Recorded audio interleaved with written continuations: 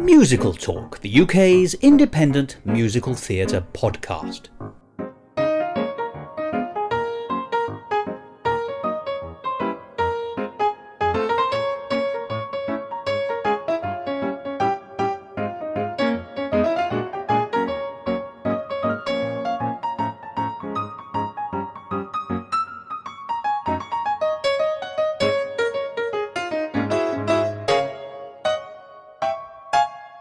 Hello and welcome to another edition of Musical Talk.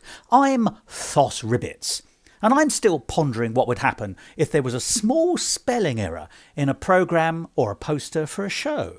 You could end up with "a funny thing happened on the way to the form," which might just be another way of describing High School Musical. Well, you catch me in an excited mood because the Edinburgh Festival Fringe for 2023 is literally days away. This year it runs from the 4th to the 28th of August. 3 of the happiest weeks of the year for me and for many others. And let's never forget, the Edinburgh Festival Fringe is the largest arts festival in the world. And it isn't just comics, although a lot of people think that it is just stand-up comedians. Of course it is not that at all. It's many, many millions of things. Spoken word, cabaret, music, concerts, theatre, drama, some comedy of course, but for us, I suspect the area of most interest is musical theatre. And really, if it isn't, what are you doing listening to this podcast? No, come back.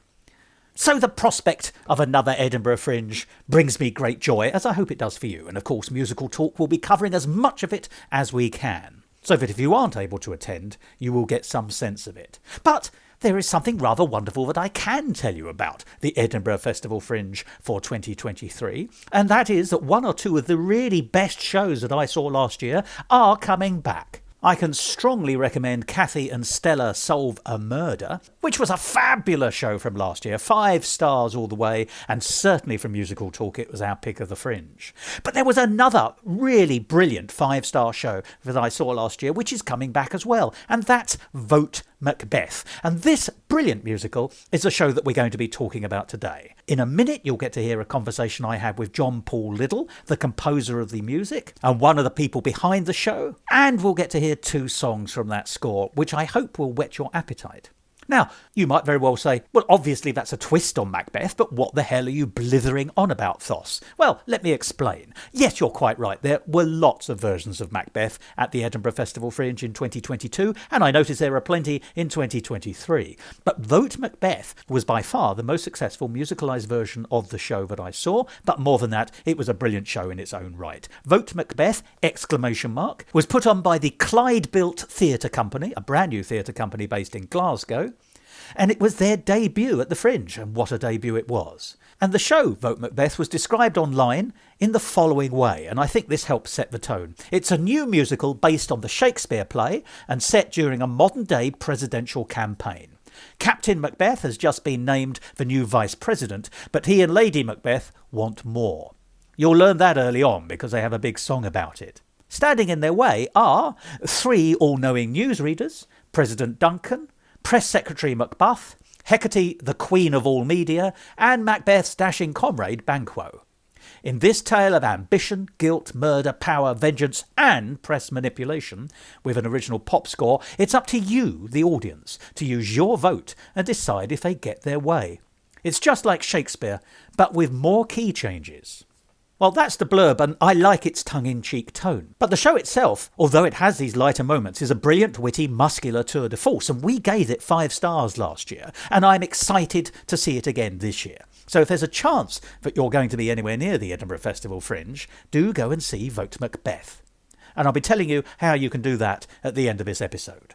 But for the time being, let's get into the meat and potatoes of what's coming up. As I said earlier, in just a minute you'll hear a fabulous conversation I had with John Paul Liddle, one of the creatives behind this show and the writer of the score. But before that, we'll hear a song from this fabulous, wonderful new musical. And this is called One Step Away, a duet for Macbeth and Banquo.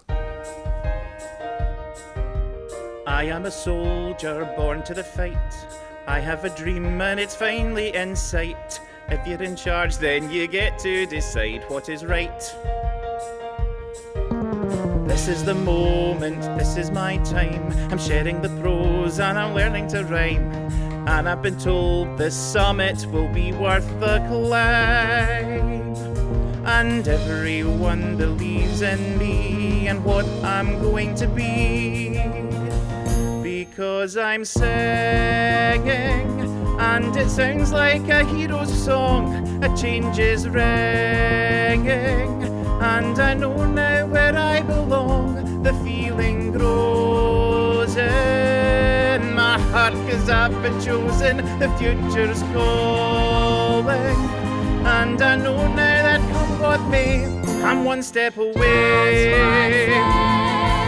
Just one step. Follow the leader, falling in line, playing the roles that we've each been assigned. Seeing the sign that more than my place should be mine. It should be thine. So I step into the spotlight here by your side. Although the presidency's preoccupied.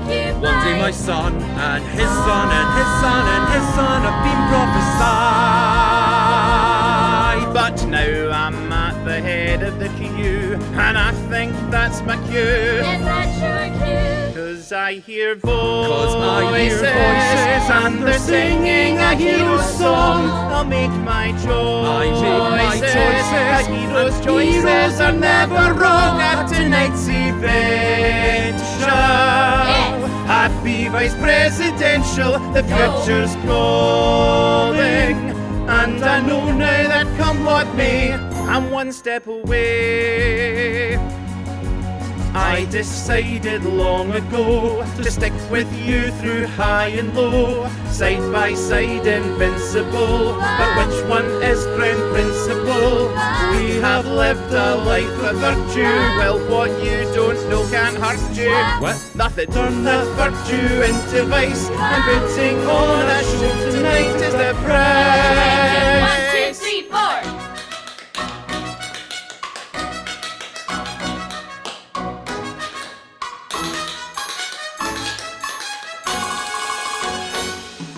Everyone believes in me and what I'm going to be. Yes, I'm the hero, so I'm singing this rallentando. I'll thrill you just like De Niro. Then I'll charm you like Marlon Brando. So stars be thanked, oh, for Macbeth and for Banquo. The future's calling. The future's calling. And I know now that come what may, I'm one step away. I'm one step away. I'm one step away. I'm one step away. My name is John Paul Liddle. I am the composer, writer, director and titular character in Vote Macbeth. Now, Vote Macbeth is a new musical from a new company. Yes. It's an excellent new musical from an excellent new company. That's the word I missed out there. Thank you very much. But it really is. It was a phenomenal show. I saw it last night. It's powerful, it's muscular, it coheres, which is always important. And whilst it's very serious and intense, it's also got plenty of sort of light-hearted moments to lubricate it. I don't mean the send-up in any sense, but in good character form, there's and lovely thought-through elements. So there's a lot to unpack, I think, in this show. But it's an excellent show, and I want to start from that position. Thank you. But you are a new company, so We I are. think it would actually be an interesting narrative if we started with how the company came to be, because I think it only really sort of formed in 2022. Is that correct? Yes, that's right. And then when how did you come to the conclusion that not only do we want to start a new theatrical company, we want to come in with something that's incredibly impressive? Well, I can understand why, but it's not easy to do at Edinburgh, which is always an interesting way of starting anything, because it's a lovely place, but Yeah. goodness me, 3 minutes in, 3 minutes out, stairs and slopes everywhere, so you're lugging furniture here, there and everywhere. I've done a lot of talking. Tell me about the company. So the company is Clyde Built Theatre Company. We are formed of people based in Glasgow who have a wide range of experience, kind of both professional and in community theatre, in a range of other companies across Glasgow.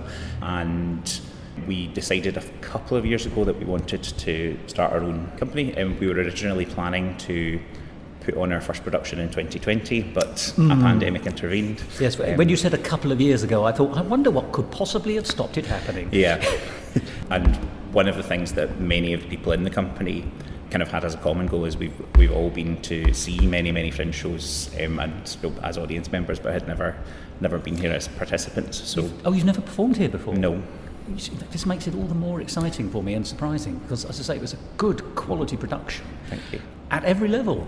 So really sort of inspired to do it by shows that you'd seen in Edinburgh but elsewhere, but the Edinburgh show was the dream for the first item. Yeah.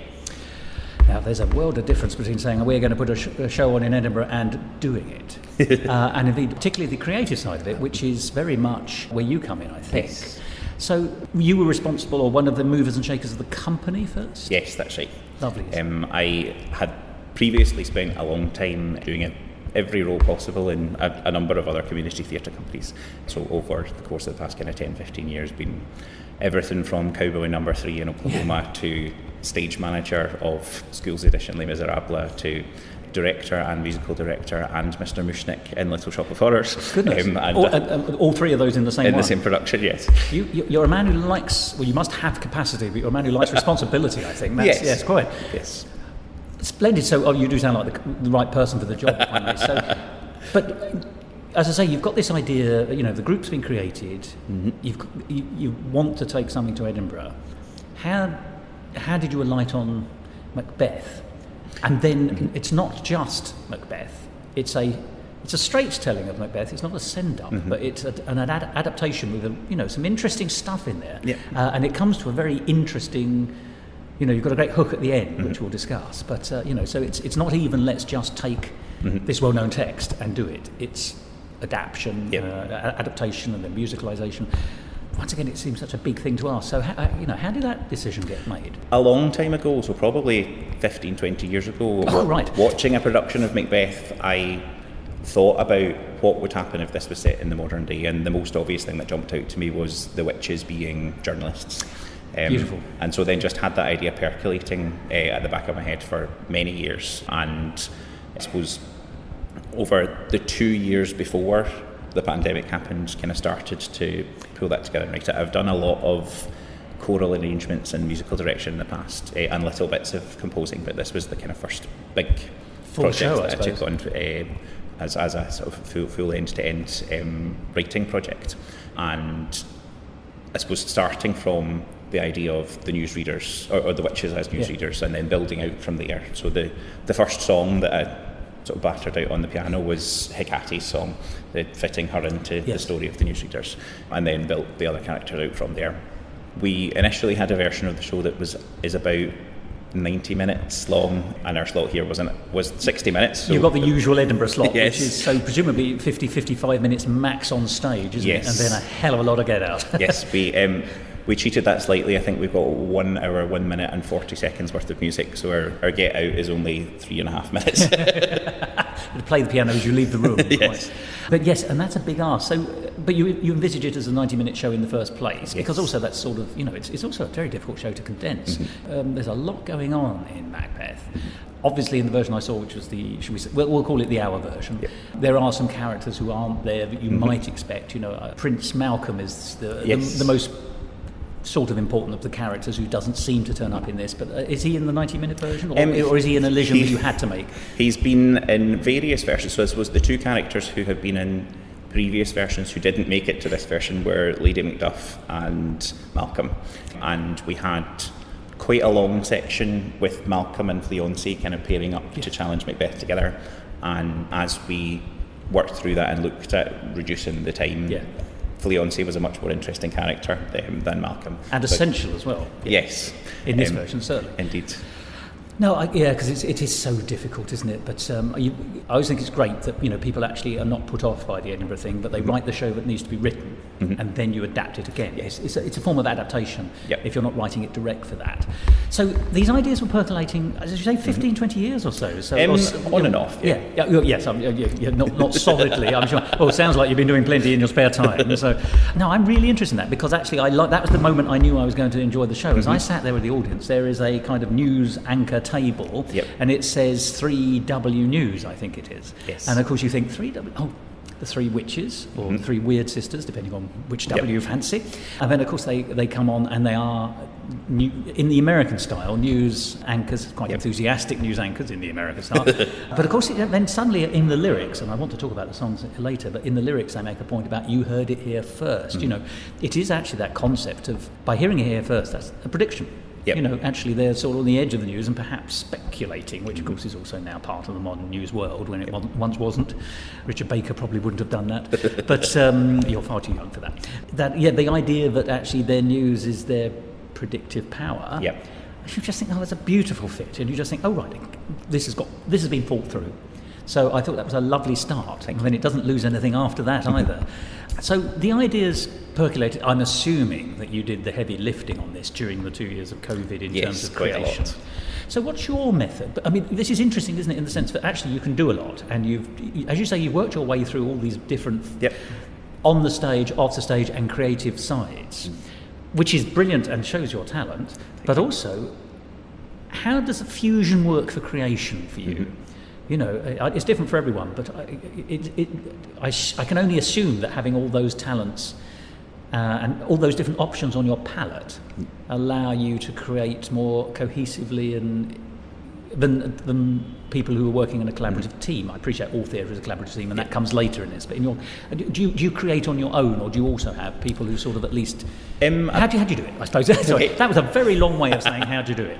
A bit of both, I suppose. My initial plan was kind of breaking down the overall text of the original play into there has to be a song here, there has to be a song here, this is a thing I definitely want to feature, and doing a sort of first version of this is the track list essentially. And then of those, some of them kind of immediately jumped out as things I already had an idea about. So I wrote number 9 and then number 13 and then went back to number 5 kind of thing. And some of the other people involved in the company heard the very earliest versions of those songs. My partner, who was also the choreographer and the bankroll and Fleancé, and very made clever. all of the set and the costumes. There's quite a lot of talent balancing around there, isn't there? Quite. And designed the programmes, designed everything that was involved in the show, designed the poster. Painted the 3W. Yes. Hugely talented. So there were a lot of back and forth with him, and also with the orchestrator, Lorna, who heard sort of the earliest versions of the songs and played back kind of feedback from a musical point of view as well. We should say immediately, and we haven't said it, but it's sung through. Yes. You know, there is no dialogue in the old-fashioned sense, or the understanding of that.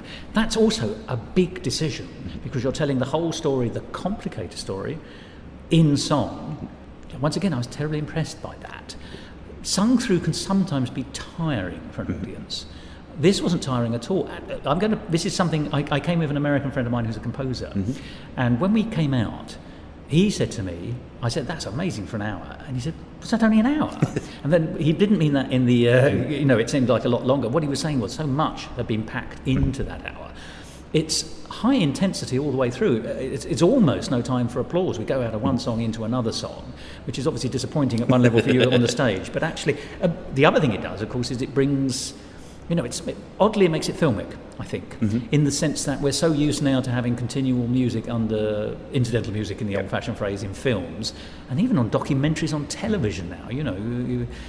You don't just have the expert waving their hands in front of the camera anymore. Quite often there's dramatisation, but even there isn't. There's incidental music to help sort of. I find it. I mean, I'm in two minds about that in documentaries, because obviously, it's manipulative to a degree, because what is the emotional response to discovering there's a 10th planet or whatever it is that the documentary is about? But in this, it has that kind of boom, boom, boom action. I mean, it is in its way a 21st century Hollywood action, political thriller. I mean, that is exactly what this is. It's genius of Shakespeare, but it can be that. But why did you make that decision? Partly, I find it really hard to write dialogue. No. You're an honest man. But I think the structure in the songs, I guess, really around the structure of the play, and so working from the original play and thinking through, we need to hit this moment, we need to hit this moment, and so then having built the songs around that, it felt like we didn't need things in between. Yeah, so it's beats, as it were, it's plot beats, plot points. I suppose, there's no wrong way of doing it. It was terribly successful. But I suppose it's quite interesting to me, because, as I say, I would probably never approach it that way, but I don't have music, you see, in that sense. So, but yes, I suppose if you've done a breakdown of your narrative, and actually each scene can either be broken up into mini scenes which can be musicalised in a song, or the scene itself can be musicalised in a song. And actually, why wouldn't you do it that way? Yeah, that does. Yeah, it makes sense. And I say it gives the thing a rhythm and a pace of its own. It has an interesting and positive sort of pace profile. You know, and people, particularly when you're not used to Shakespeare, Shakespeare can seem quite long and drawn out. Yep. Now, I think we all know that most modern versions trim, and you know, the Richard III that Ian McKellen did a few years ago, the film version, cuts a lot of characters, you know, boils that down to 90 minutes. It's not the worst for it. You've done exactly the same thing. You know, you and Sir Ian, so that's, you know, excellent company. Excellent company, yes. So were there any scenes, though, that caused you any particular heartache or stress? Because, you know, we're glibly saying, oh, yes, I knew what the scene was and therefore I wrote a song. But that's a big statement. There were a few, yes. I think we ended up with a song that's a duet between Lady Macbeth and Macduff, who are both carrying out a presidential makeover, essentially, on Macbeth. And that was an amalgamation of several things that happen in the play, where those two characters are both trying to shape Macbeth into the king that they want him to be. Yes. So turning that into one song that was a duet between those, those are not characters who spend a lot of time together in the play, but that felt like it worked quite well once I managed to kind of slot it together. I think what is now, I guess, the climax of the story of, without Lady Macduff in the story, we have a song where Macduff sings that he's married to the job, and then he gets fired, which is the equivalent of killing Lady Macduff. And so then the piece where he teams up with Banquo's son to stand against Macbeth was probably the song that had the most redrafts, and had, well, for a long time Malcolm was also present in that song. Oh, right, so yes. Well, if you, I mean, you've got to, the further adaptation for cutting purposes is going to have those effects, isn't it? Yeah. Well, I couldn't tell any, you know, there were no scars on the text as it came across, although now I really want to see the 90-minute version. Were there any situations where you found yourself saying, well, actually, this song and this song aren't quite doing it, but I mesh the songs? Because, you know, songs aren't always linear, are they? They you know, they can be L-shaped or, you know, anything that, and you can, in other circumstances, you can put dialogue in the middle. So were there situations when actually it wasn't the narrative that you had to change, it was the songs you had to change? A couple of times, yes. The song that we have, which is, if we were doing a slightly longer version, would be the end of Act 1, which is Break the News, which is the witches overseeing Banquo denouncing Macbeth, and then Macbeth murdering Banquo, and then Banquo's son appearing, which the audience who know the play will expect to be the ghost, and then the sort of denouncing of that. That is now 4 minutes 58, but the initial version of that was 8 minutes long. An Act 1 finale, in fact, exactly as you describe. Yes, quite, absolutely. So quite a lot of work on that, and there's a piece towards the end where Hecate reappears and asks the audience to vote, which is a sort of amalgam of 3 songs that have happened earlier in the show, and the songs that make that up have changed several times in the course of developing it as well.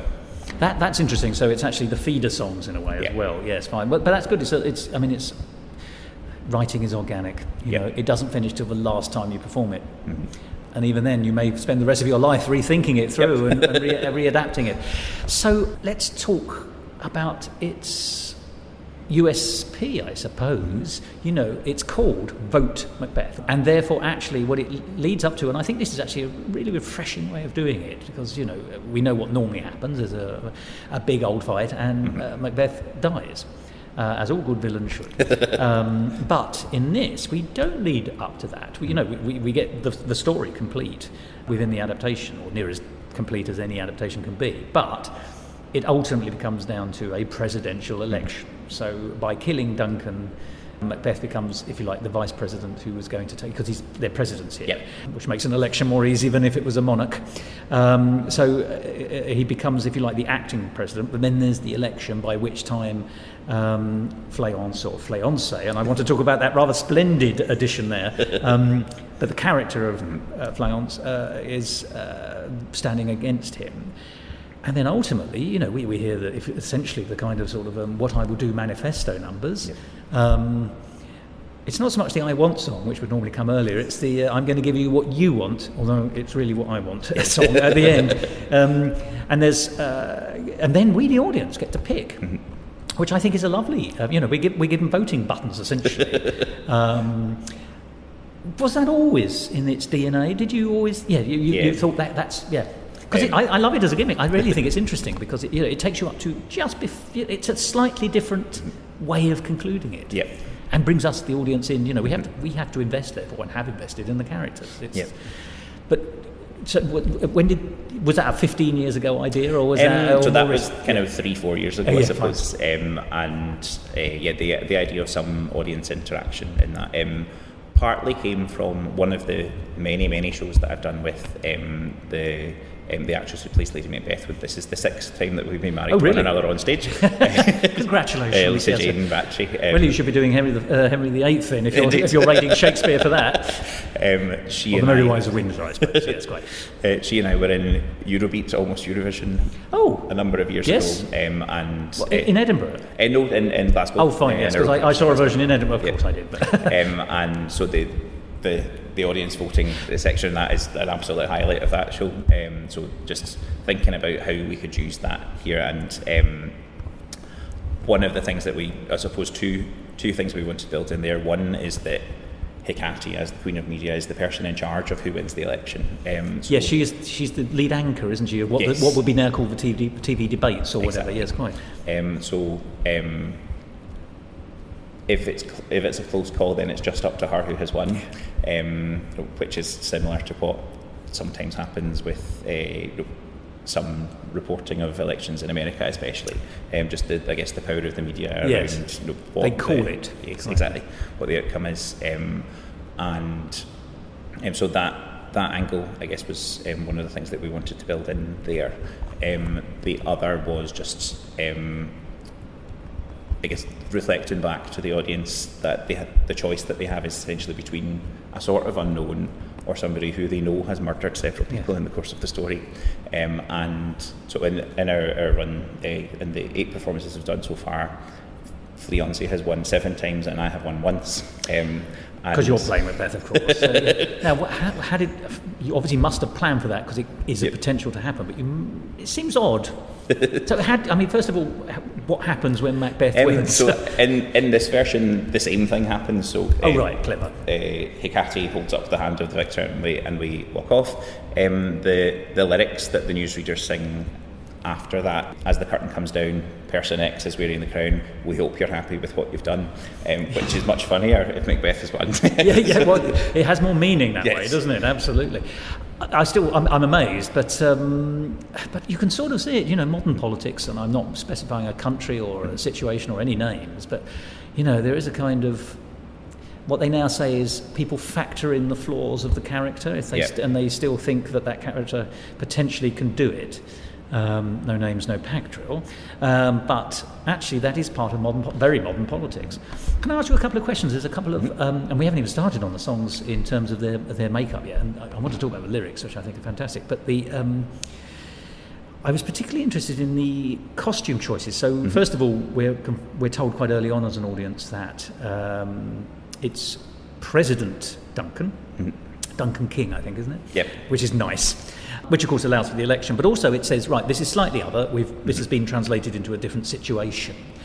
But I notice he's wearing, and then later on Macbeth is wearing, what I think of as Soviet coats, if that makes some kind of sense. And that sort of suggests it's a little bit of an old-school Iron Curtain regime, probably with the name Democratic Republic in the title somewhere, which, as we all know, is the absolute hallmark of not being a democratic republic. That was I assume that's a deliberate choice. It makes it easier, I think, to understand that the politics is working without... and there is the possibility of hereditary inheritance, even in a political in a republic of that nature. You only have to look at the Lord Protector and Oliver Cromwell, and no one remembers him anymore, but Richard Cromwell was the second Lord Protector. There's your pub quiz question. So that was a sort of, is in your head, is that sort of where it's set? It's a kind of... Sort of, so we wanted to deliberately leave it vague as to where things were happening and when they're happening. So in the original play, the fact that all of it comes from a civil war is such an important sort of cornerstone of the plot. So we wanted to make sure we kept that.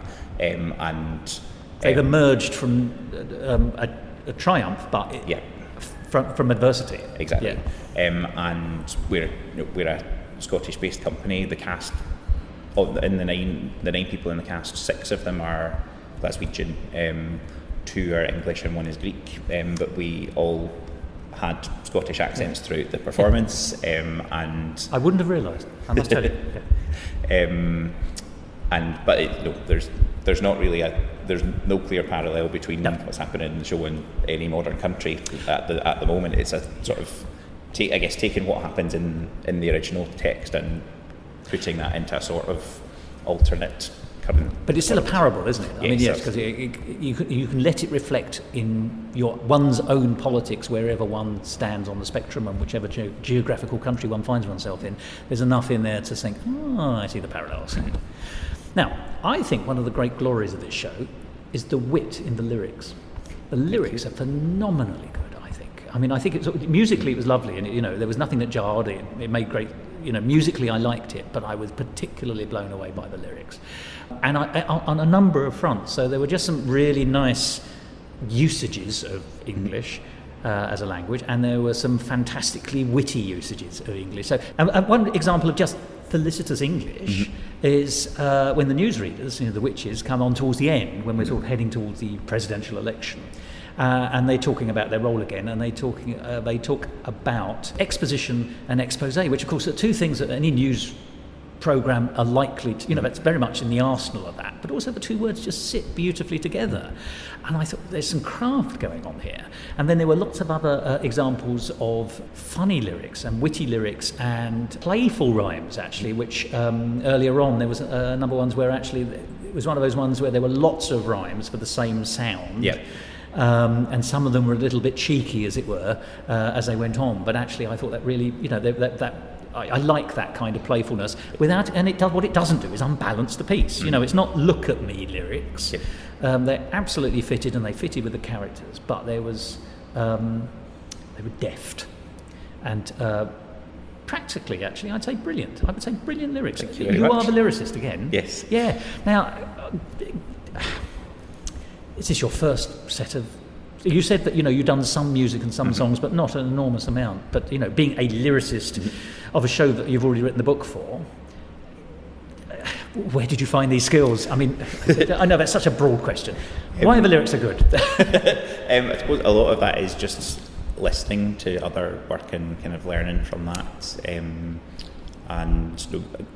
big influences for me there would be Stephen Sondheim, Tim Rice, the trolley song is a particular influence for the sort of like run and run of things that rhyme together, and Jason Robert Brown. I was going to say your influences are pretty good, if you don't mind me saying, and also there's a lovely bit of there's modern and contemporary, and just a little bit of classic in there as well, which is almost a perfect fusion, it seems to me. Are there any particular lyrics of which you're particularly proud? Or any songs you're particularly proud? Actually, let's choose your favourites. Which of the babies you love the most? So I suppose lyrics, but I think my favourite lyric is during the Work With What You Got, which is the sort of makeover song that Macduff and Lady Macbeth are converting Macbeth into the president that they want him to be. They go through the alphabet. Yes. Macduff has a line which is M is for manipulation, turning things around to be more advantageous, and then Lady Macbeth's line is L should have come before M, but if you do things with conviction they don't seem outrageous, which yes. I think is my favourite line in the show. And the audience liked that last night, I must say. Yes. And favourite song, I suppose, is as a performer, a sort of baritone doesn't often get to sing Disney princess songs, so I essentially wrote myself Your a Disney princess song in Something Wicked, which is sort of Macbeth's solo kind of early in Act 2, which kind of mirrors the point in the play where he stops worrying about the things he's doing wrong and commits to that being who he is now. He's crossed the Rubicon, essentially, hasn't he? Yes, quite. Yeah, well, of course it's the right thing to be turned into a song. I mean, obviously the whole thing's sung through, but that's any writer, I think, who was writing a musical would say, well, that's clearly his choice and decision. Yep.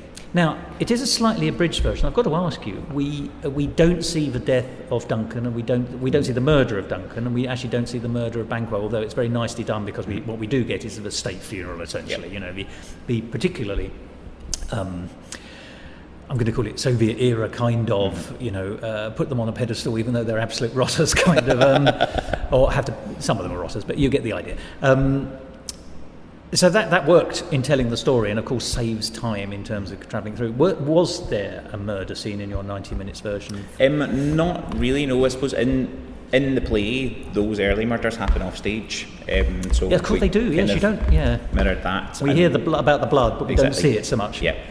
I think one of the things that I suppose looking now at the 60-minute version and thinking, when we do this again, if we've got a little bit more time, where would that be? So some of that is, some of the time has been saved just by making some of the songs faster. Yes. So there are a few for which actually I now prefer the pace of the versions we've got just now. But well, it's muscular. I think, and I mean that in the positive sense of that. Mm-hmm.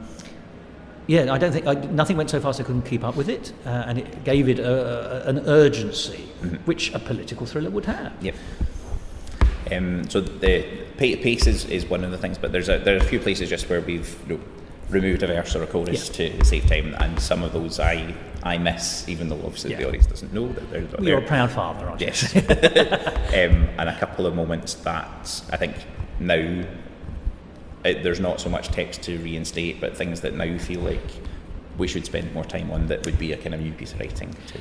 The only reason I ask about the murder of Duncan in particular is not so much the murder per se, but and it ties in what you were saying, that, actually, Macbeth himself he puts himself through the ringer for quite a lot until he decides to cross the Rubicon and make the decision that he's going to, he's now in it for good or ill, and it's actually ill, isn't it? But actually he has quite a lot of quandaries, and of course it is Lady Macbeth who's doing quite a lot of the pushing, and historically has come down to us through history as actually an amazing woman, really. I mean, obviously terrible, but but what power in an age of non-power for women. I appreciate that she's using what she's got, but she is dynamic, and that's a really interesting character, and I suspect that's why she's always been an interesting character over the years. But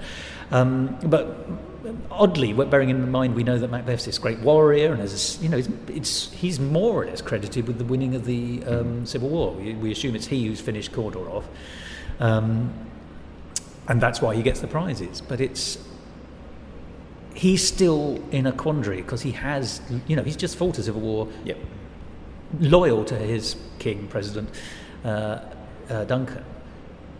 And I always think it's interesting to see, in this case, Macbeth wrestling with his conscience. Mm-hmm. And I just wondered how far one has the luxury of being able to do that. You do have the song later on where the decision is made, and you do get the concern earlier on, but that also feels like a really important beat. Mm-hmm. This isn't a criticism, I'm just exploring the might have beens as well, because I'm always interested in roads not travelled.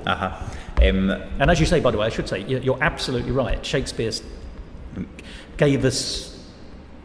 He took us an interesting route round the murder, really. There's quite a lot, I suppose, that we tried to cover in a couple of songs. There's a sort of party scene early in Act 1 where we're introduced to Lady Macbeth, and there are quite a few nods to Evita through the journey of Lady Macbeth. Not the worst for that, yes. But from her sort of taking control of the party, and then a big sort of set piece kind of gospel number for Duncan, and then a duet for Macbeth and Lady Macbeth where they decide that they want power and therefore that they're going to do something about this. There's only one route to it, quite. Indeed.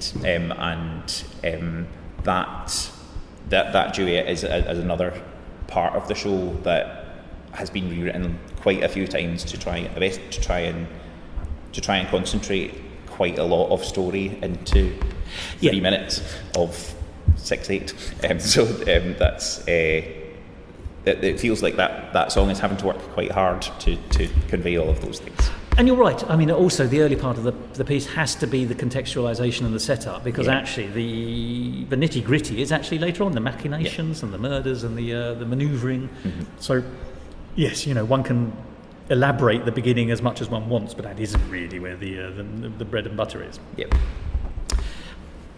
Are there any other sort of? I'm going to ask you. I've started talking about roads not travelled. Mm-hmm. Are there things that you, as you were writing it and creating it, did you find yourself marching down the road and thinking, I'm really enjoying this, but doesn't serve the story, or it's the curse of writing, isn't it? You can spend a lovely weekend and think, I've written so much, and you look at it the week after and think, I cannot use it. There's probably two or three big bits in that. So there's a duet that I wrote for Macbeth and Banquo, kind of towards the end of Act 1, where Banquo starts to realise that he thinks Macbeth is the villain, and there were elements of that already in some of the other songs, so it just felt a bit indulgent to have a whole other song, even though melodically it was one of my favourite bits. So that was a hard bit to lose.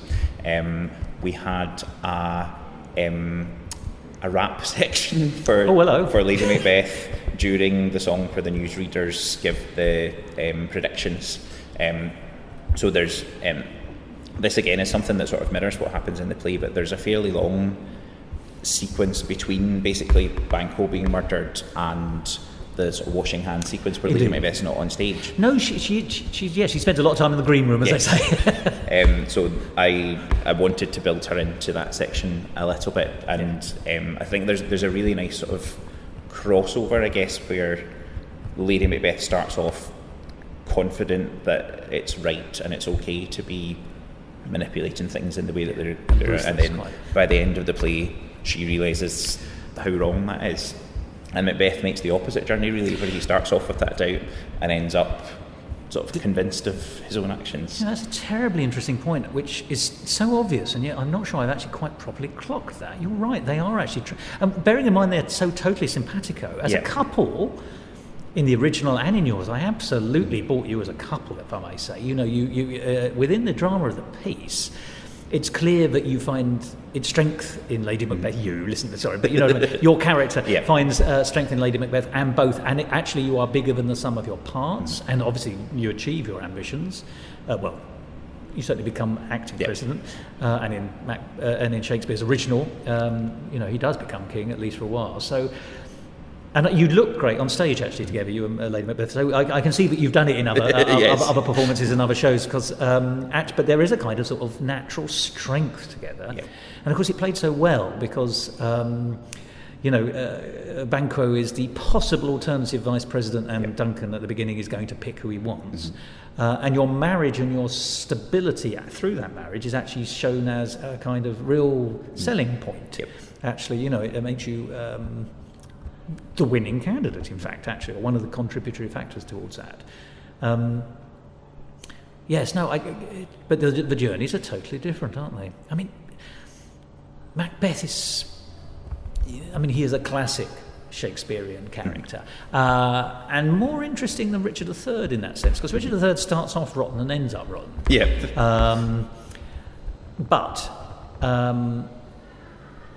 There's a reference to Richard III in it, isn't there? I seem to remember the lyrics. Yes, there's a number of Shakespearean moments. The song "He Knows What He Did." So when the newsreaders have given Macbeth his sort of three predictions for how he needs to ensure his victory, and one of them is to get rid of Macduff. Which in the play, what happens is he goes and kills Lady Macduff and the children and so on. Yeah.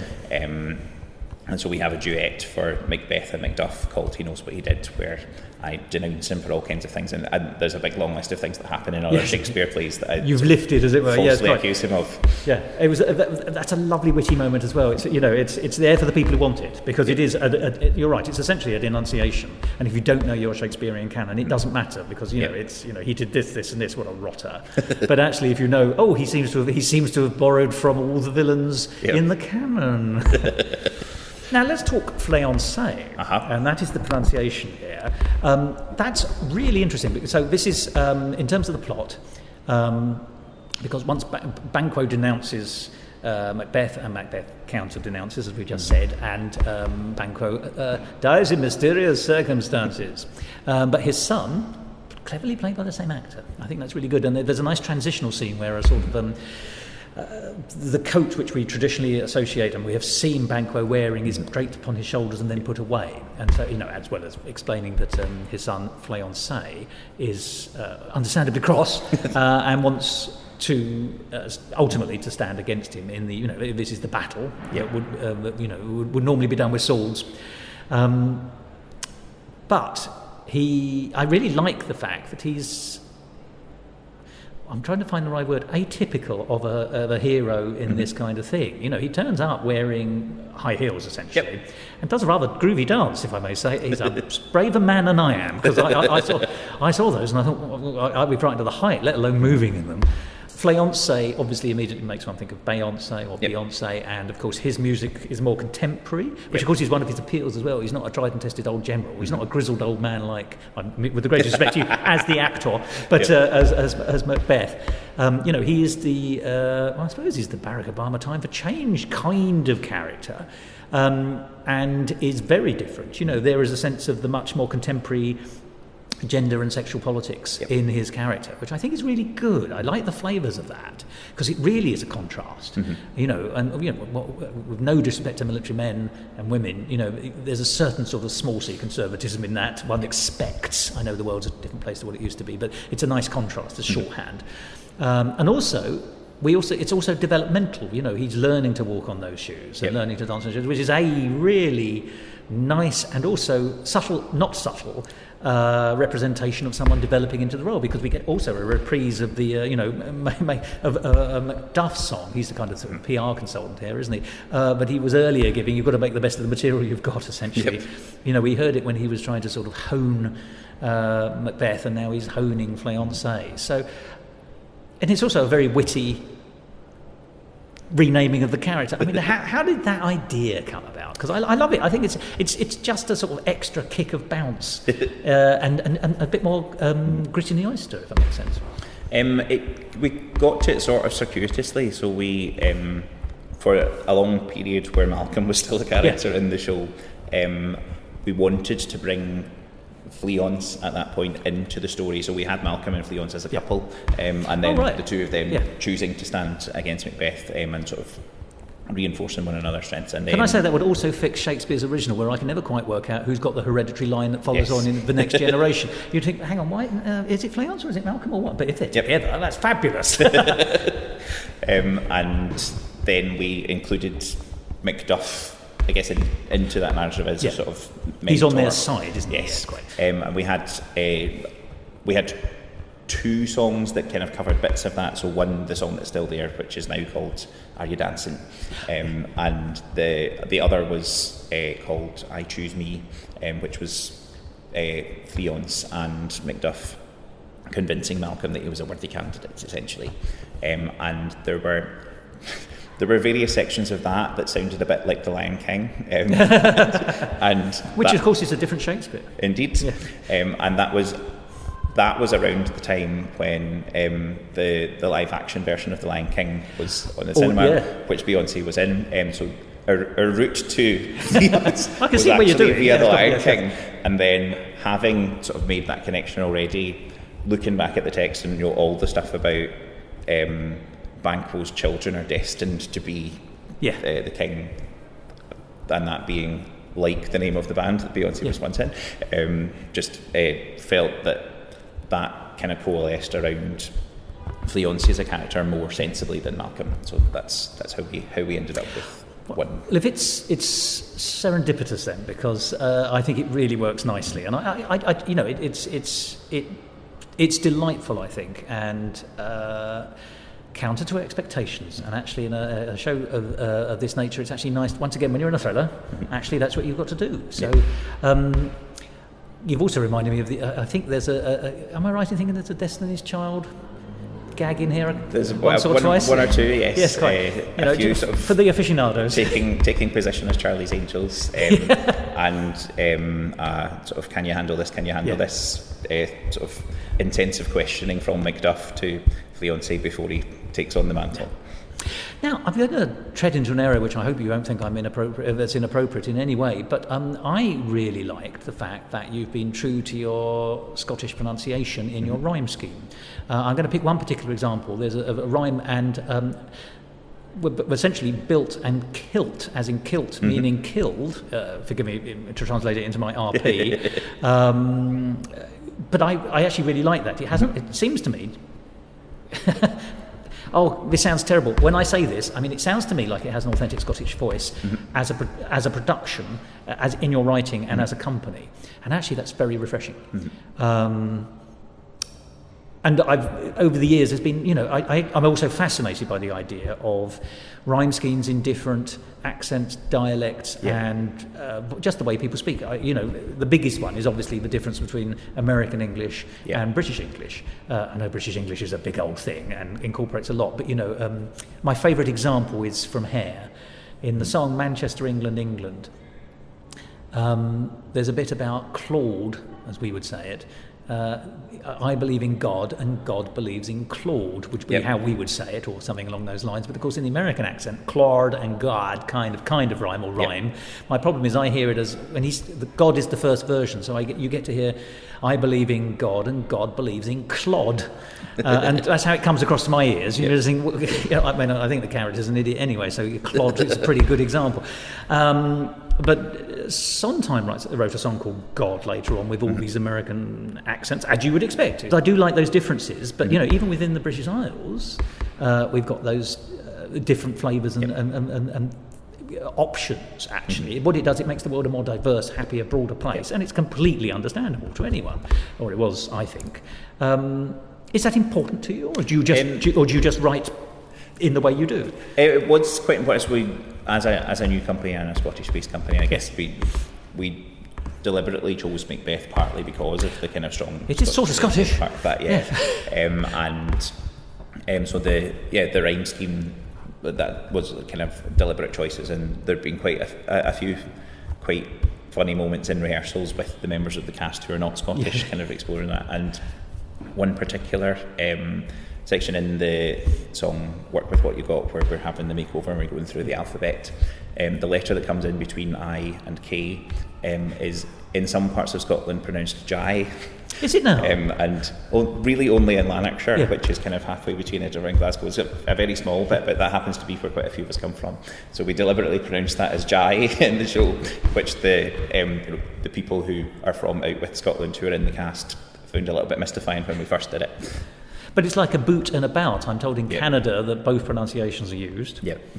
Marky, we've got, even just in sloth and sloth, scone or scoon. Yep. Or no, scone or scone. I know there's scoon as well. There we are. See, I'm feeling very Scottish today. Forgive me, I as I say, I don't want to appear in any way patronising, but I liked it. I thought it was great. And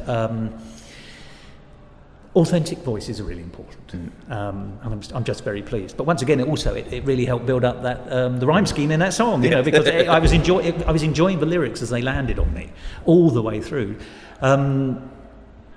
We've been talking about the songs, orchestration. Now that's, obviously you don't have a band with you. Yep. And it's always a shame but the resources don't allow for it. The space rarely allows for it, and you're already striking a set in 2.5 minutes or whatever it is. If you're also packing up your double bass, it's going to take you 5 minutes just to get through the doorway. So, how did the orchestrations come about? And is that an area? I think you said you've got someone who helped us with that. Yes, so my composition was basically vocal line and chords on a piano. And the absolute genius of my my friend Lorna Bailey in taking that and turning it into the sort of fully orchestrated tracks that we've got in the show. She has very deliberately made sure that all of it is actually playable by the instruments that we've scored into it. So it could be done live. At some point in future we could do it live. But it was really great during the rehearsal period, I guess, where we started off with either me just bonging out chords on a piano or just a MIDI track, essentially playing chords and the vocal line. And sort of every couple of days a fully orchestrated track would arrive and we would rehearse that song. Wonderful. And it just absolutely transformed what we were doing. It's been really exciting. Well, it does, because ultimately as a sung through piece, that's just going to give it, put the meat on the bone, I suppose, isn't it, to give it that feeling. Were you able to influence it? Did you have ideas in your head about the sort of the feel of certain songs? I did. So I had a orchestration inspiration playlist, which for each of the songs had kind of in my head, this is the kind of thing that this song should sound like. For a Little Piece of Heaven, which is kind of Lady Macbeth's entrance song, the two songs on the inspiration playlist were Buenos Aires from Evita and Young Hearts Run Free by Candy Staton. Oh right, well listen, but I think that's a really interesting idea. But you've got in your head a sense of it, you know, and actually that's a magnificent way of translating to getting that information across. Actually, it's, you know, a little bit of this flavour, a little bit of that flavour. Not one I'd have thought of actually. I'd really like that as an idea. And as you say, your colleague obviously knows how to then translate that into the actual, which is a magnificent skill, I always think. Yeah. So we've got our show in Edinburgh. I hope you won't mind me asking this. What have you learned from the audience? I always think it's interesting because, you know, the intimacy with... It's an intimate show, it's in an intimate venue, and actually that really brings the power out. I'm back to the word muscular again, but it really is. But audiences, you know, one song moves into the other very quickly, so there's not that much time to appreciate it, but you can tell when an audience are engaged or if they're not in this show, but I've been to a few. It's a reciprocal relationship between the actor and the audience, isn't it? So, what have you learned? What's been a surprise? I think what's been very happily proven to you that you knew was a rip-snortingly good piece. I think one of the keys there, I guess, is just how immediate the audience is. So, you know, I've performed in lots of different spaces, but I've never been, you know, 2.5 feet from the people that I'm singing at. An audience can be spat on by accident, well, deliberately if you really want to.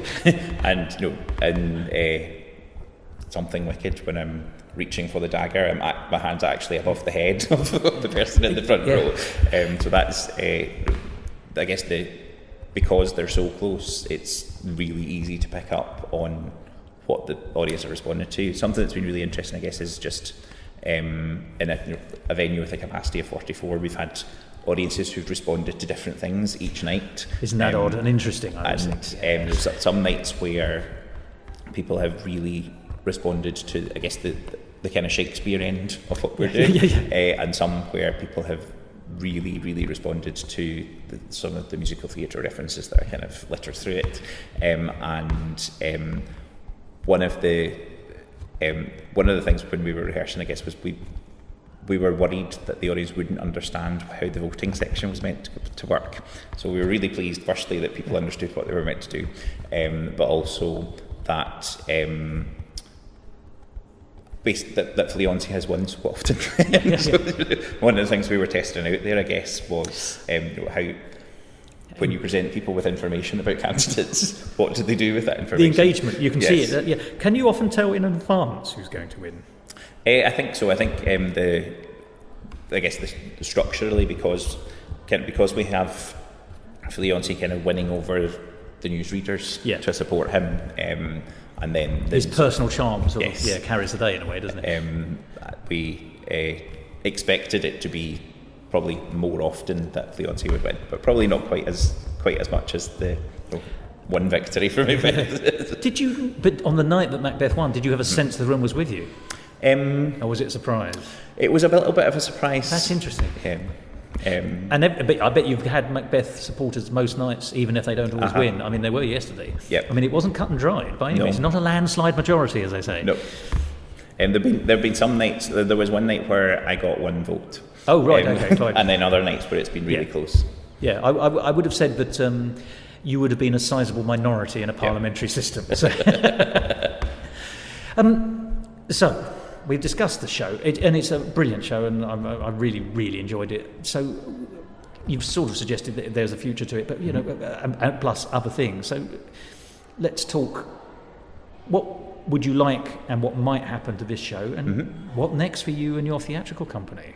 The next steps for this show, I think, we'll be making a cast recording. The actor who plays Duncan, this is his first time in a musical, but he has been the front man of a band for many, many years, and has made lots of recordings, so he knows what we need to do to get that organised, and so we're really excited about that. Yes, I'm pleased to hear that, because it's a score I'd like to hear again. Oh, great, thank you very much. And the whole score this time, I suppose, Yes, and I think we'll probably put this show on in Glasgow, because that's where we're based. We'll also be kind of launching our company in Glasgow kind of over the course of the next few months. We have a tried and tested show. I mean, it's a magnificent way to start. And then I think we'll I think we'll probably bring a revised version of this back to Edinburgh next year. Well, that's also very pleasing to hear, and I look forward, I hope, to seeing it again and maybe chatting with you again to talk about how it's developed, because actually everything moves on. So that beggars the question, of course, how can people find out about you, John Paul, and how can people find out about the company? Because, you're a going concern. Yeah. This is a really great show. There will be more, and I would like to know if you've got anything in your gander bag, as it were, for the future. So Clydebelt Theatre Company is the name of the company. We have our website, clydebelttheatrecompany.co.uk, which is where we have sort of been featuring this show, but we'll start to feature kind of information about upcoming work. We've also, many of the people involved in the company in the past have done a sort of youth-focused arts activity as well, so we're really keen to have stuff focused on working with younger people as part of the company too. And community outreach in its best sense. So really looking forward to getting that up and running as well. And do you, to use the modern phrase, what are your socials? So we're Clydebelt Theatre Company on Facebook and on Instagram. I think we're Clydebelt Co on Twitter. But you can be found. Yes, absolutely. That's the most important thing. Well, John Paul, thank you so much for talking to me. Thank you, more importantly, I think, for putting on this magnificent show. I'm terribly impressed for a sort of premiere piece. It's stunningly impressive. And I would like to see it again. So this is a date for next year then, if that's all right. Yes, thank you very much. Thank you. And whatever you do, I look forward to hearing about it and, as I say, seeing future productions. Thank you.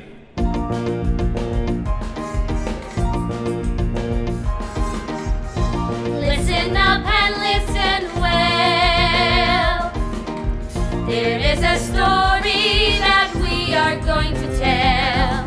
Seems like everything is gone your way, but to keep on track there are some rules you must obey.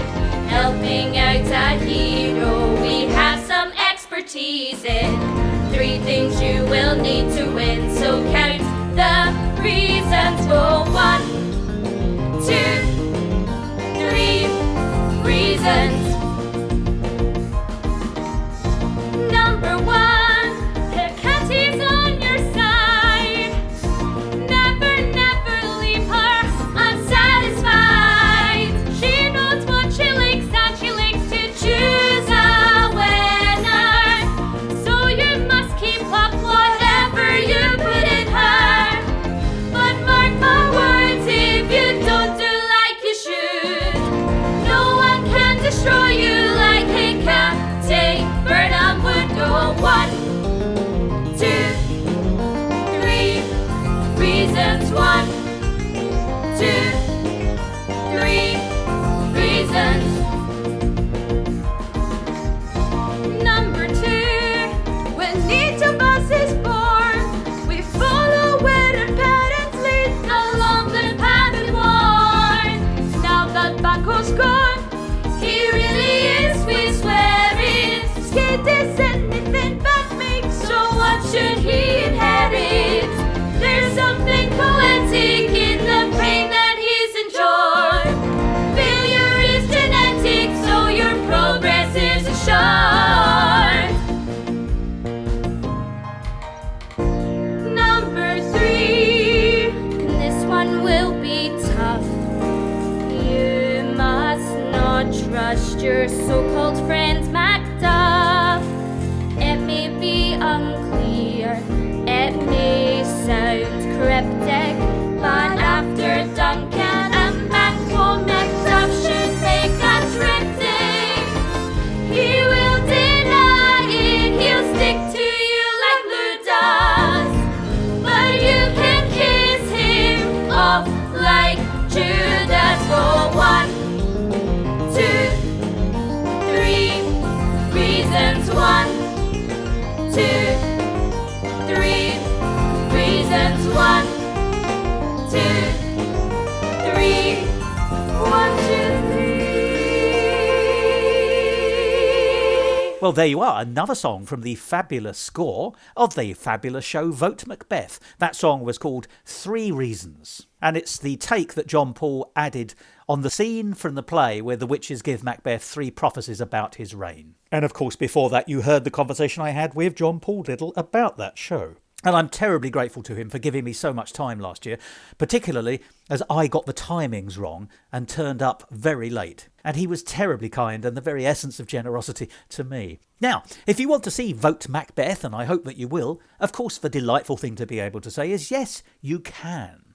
Because Clyde Built Theatre is bringing it back to this year's Edinburgh Festival Fringe. It's on at the Space at Surgeons Hall, in the venue known as Fleming Theatre, and it's on in the evening at 8:50 on the 4th of August, and then on odd number days from the 5th until the 19th. And here's what's even more exciting. John Paul and Clyde Built are bringing a second show, and that's called No Way to Treat a Lady by Douglas J. Cohen. Now, John Paul himself said it's a show that he's loved for over 20 years, and he's never really had an opportunity to see it. So he's put his money where his mouth is, and he's put it on himself. So if you want to see that, you can. It's on the even-numbered days between the 6th and the 18th of August in the same venue. If you want to find out more about these shows and also the theatre company, Clyde Built Theatre Company, go along to their website, www.clydebuilttheatre.co.uk. That's ClydeBuiltTheatre. clydebuilttheatre.co.uk. And that's a fabulous resource for anyone in Glasgow who's interested in performing. So have a look at that website anyway. And of course, to find out more about No Way to Treat a Lady and Vote Macbeth and over 3,000 other shows, go along to the Ed Fringe website. That's easily found at www.edfringe.com. What could be simpler? I find it one of the most invigorating times of the year, and it fills me with genuine excitement, which sort of bubbles over in me for months thereafter. This will carry me through to Christmas, everybody. Maybe it'll do the same for you. If you get up there for just a day, or a weekend, or the full 3 weeks, or any amount of time in between, you will undoubtedly have a good time. And if you like musical theatre, do go along and see Vote Macbeth. I don't think you'll regret it. I certainly didn't. Now, turning our attention away from Scotland to Wales just briefly, let's cover the country.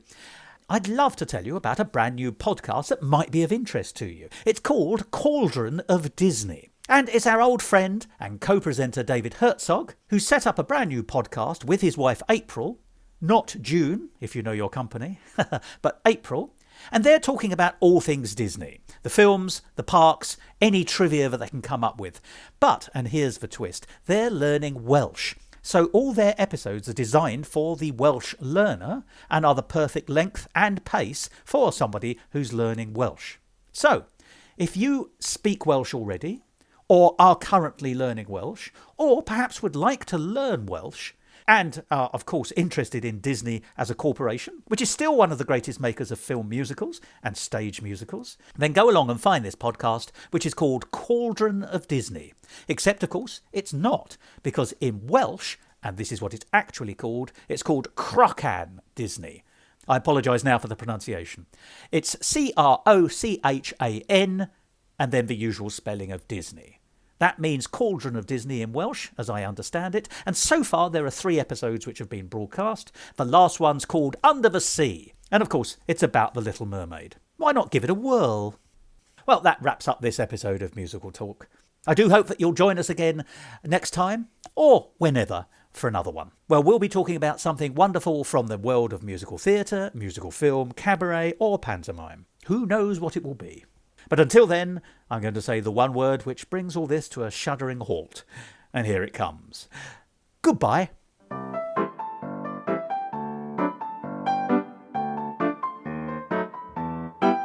This episode of Musical Talk edited and presented by Thos Ribbits. Copyright Musical Talk 2023, except for the songs where the copyright remains with the original creators. And my thanks go to John Paul Liddle for allowing me to play his 2 fabulous songs in this episode of Musical Talk.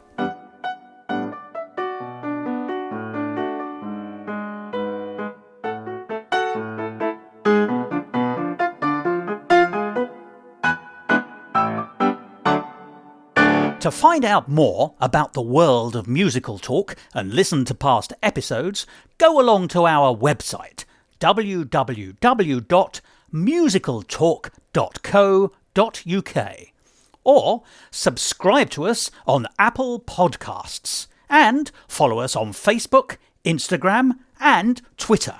And if you want to follow me on Twitter, you can, at Musical Talk Thos. And the way we normally start, if that's agreeable to you, is for you to give me your full name, by which I mean surname. Some people just say, hello, I'm John, and people might want to know more, or follow you, your involvement in the show, considerable, I think, and then the name of the show, of course, and then we'll just sort of take it from there. Is that all right? Yeah, that's If you're great. comfortable with that. Yes. Lovely. Perfect. Well, in your own time.